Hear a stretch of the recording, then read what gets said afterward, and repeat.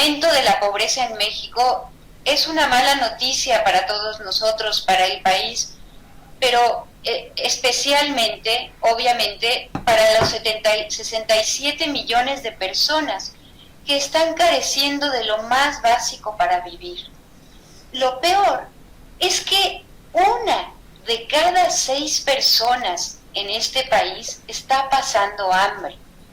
De esos 67 millones de personas que carecen de lo más básico, 22 millones de personas carecen de ingreso suficiente para la canasta de alimentos. Y peor aún, solo menos de 30 millones de personas, ni siquiera la cuarta parte de la población, supera los umbrales mínimos de bienestar.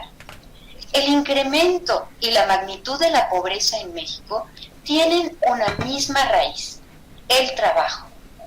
Más bien dicho, el sistema laboral. Para muchas personas, el sistema laboral, este trabajo, se convierte realmente en una fábrica de pobreza. Esto realmente es una contradicción, pero sobre todo es un gran escándalo. El trabajo digno, con remuneración suficiente y plenos derechos, es un derecho humano. Pero actualmente, solo 9 millones de personas tienen las condiciones mínimas decentes de trabajo. En contraste, casi 25 millones de personas en edad y condición para trabajar que quedan excluidas de este derecho. Y hay más de 35 millones de personas que tienen trabajo, pero también en condiciones precarias, sin ingreso suficiente y sin seguridad social. Es decir, estas 35 millones de personas tampoco tienen acceso al derecho de trabajo digno. Estas condiciones de exclusión y de trabajo precario determinan dos carencias que resaltan en estas mediciones de pobreza.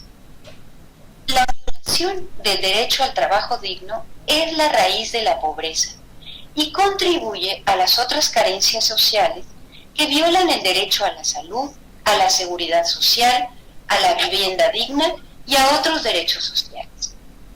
La fórmula frente a la pobreza tiene, por lo tanto, dos ingredientes indispensables. El primero, trabajo digno, es decir, trabajo con ingreso suficiente y plenos derechos laborales.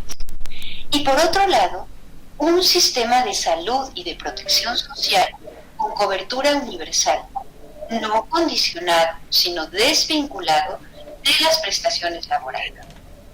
Desde la sociedad civil y con un ánimo propositivo y constructivo, les invitamos a sumar y a acordar para construir en unidad un futuro distinto, México sin pobreza. La pobreza es un problema país y se debe afrontar con la colaboración de todas las partes. Un paso indispensable es superar la distorsión que confunde el problema, pues hemos identificado la salida de la pobreza con programas sociales. Ningún programa social puede sustituir al trabajo como puerta de salida sostenible frente a la pobreza. La fórmula México sin pobreza, por lo tanto, tiene dos ingredientes indispensables: trabajo digno y sistema de protección social universal.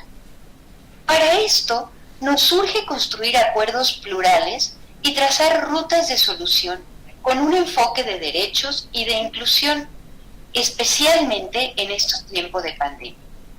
Exhortamos a quienes tienen responsabilidad en la toma de decisiones a sumar esfuerzos, a construir unidad en torno a este propósito.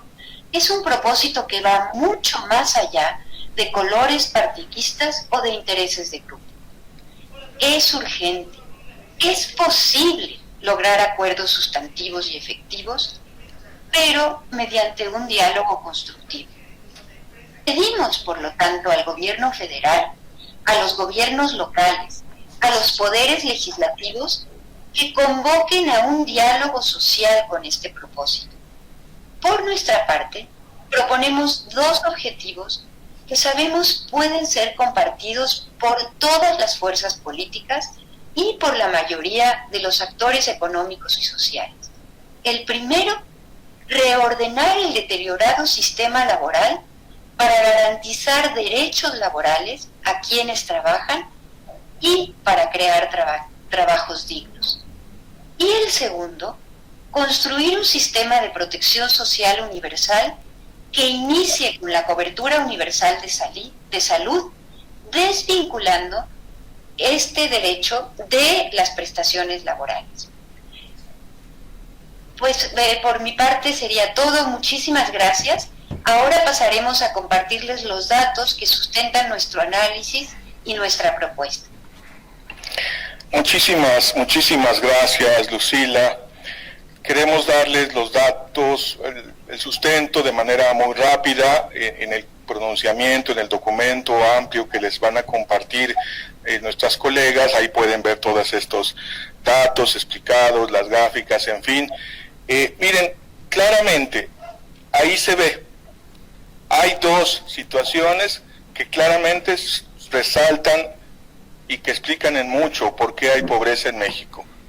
La más alta, que afecta a casi 67 millones de personas, es el ingreso inferior a la línea de pobreza por ingresos, el ingreso inferior a la canasta básica. Y la otra, que afecta a 66, o sea, casi igual, es la carencia de seguridad social.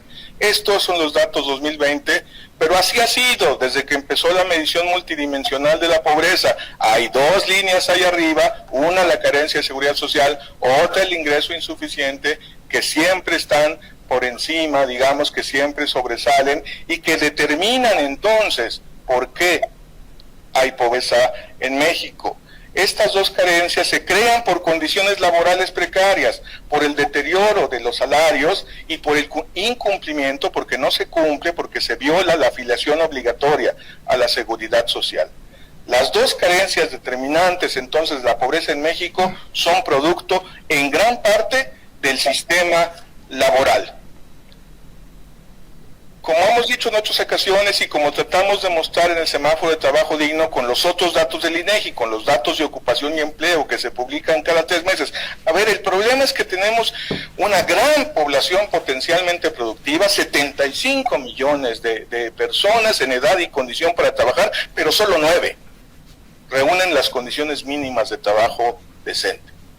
Mínimas, cuentan con seguridad social e ingreso suficiente para la canasta básica. En cambio, hay 35 millones, más de 35, que carecen de seguro social o de ingreso suficiente para las dos canastas o de ambas. Y además, hay 24.600.000 personas excluidas, que no tienen trabajo. Entonces, esta situación, esta es la base. Aquí se explica, digamos, por qué salen esas carencias. Las carencias que Coneval mide con la encuesta de ingresos y gastos, las conocemos desde la encuesta de ocupación y empleo, es el sistema laboral. Hay que entrarle ya al toro por los cuernos y dejar de estarle dando vueltas. Seguridad social, ingreso suficiente. Y eso tiene que ver con trabajo, no con carencias sociales. Porque el primer golpe al ingreso, ¿por qué la gente no tiene ingreso suficiente? Pues porque mucha no tiene trabajo, ¿no? Hay millones de personas desempleadas. Nuestra tasa de desempleo siempre ha sido, desde 2005 que se mide por el INEGI, superior al 12%, ahorita estamos en el 17%. Entonces, pues toda esa gente no tiene ingreso, evidentemente. Y además, hay otras 15 millones de personas que no están disponibles a trabajar, pero porque están trabajando, pero en su casa, cuidando personas, haciendo labores domésticas, pero sin remuneración, y ahí el 95% son mujeres, que tampoco entonces tienen ingreso, no contribuyen al ingreso del hogar. Entonces, hay una serie de personas, un conjunto muy amplio de personas, 24.6, que están sin ingreso. Y luego, quienes trabajan, quienes sí están trabajando, tienen trabajo precario, porque ese es el segundo golpe al ingreso y también a la otra carencia. Bueno, las otras tampoco tienen seguridad social, obviamente, no están trabajando. 2 de cada 3 personas ocupadas carecen de ingreso laboral suficiente, no en 2020, no por la pandemia, desde 2006, les puse aquí el dato, y hay medición desde 2005, y casi 7 de cada 10, 2/3, pues 2 de cada 3, digamos, para ser muy precisos, 66% no tienen ingresos suficiente para adquirir 2 canastas básicas. Ahorita en la pandemia, pero el 65 le han pasado 68 hace 2, 60, otra vez 66 hace 10, 9, en fin. O sea, es una situación estructural. Lo que está pasando es que el ingreso laboral, que constituye la principal fuente de ingreso para la mayoría de la población, no alcanza. Aquí regreso otra vez a la encuesta de ingresos y gastos 2020. Ya ven que la ordenan por esto de los deciles, ahorita lo vamos a explicar más. Bueno, a ver, tenemos que llegar a 5 deciles, o sea, la mitad de la población, ¿no? 1, 2, 3, 4, 5, y el promedio del ingreso del decil 5, y por supuesto, mucho menos en el 4, en el 3, en el 2 y en el 1, la mitad de la población, no llegan a los 7,120, que es el costo de 2 canastas básicas urbanas. Y luego ya, si queremos un ingreso superior a 20,000 pesos o a 22,500, como decimos, que puede ser algo cercano a un ingreso digno, aunque no queremos, es un estudio que tiene que hacerse rigurosamente, pero para dar una idea, es el 90%, o sea, hay que llegar hasta el decil 9 para que estemos cerca. Alfredo, muy buena pregunta. Alfredo Flores Zambriz, ¿cuántos años se necesitan para acabar con la pobreza bajo el esquema que proponen? Yo creo que no nos vamos a atrever a decir en cuántos años, pero yo sí le aseguro que en una generación, si se hicieran estas medidas de manera seria, erradicaríamos la pobreza laboral y bajaríamos los niveles de pobreza, cumpliríamos con la... Mire, vamos a ponerlo ahí. Nosotros decimos en nuestro comunicado que si se toman las decisiones necesarias ya, podemos cumplir con las metas del milenio en 2030, que es reducir todas las formas de pobreza a la mitad y acabar con la pobreza extrema.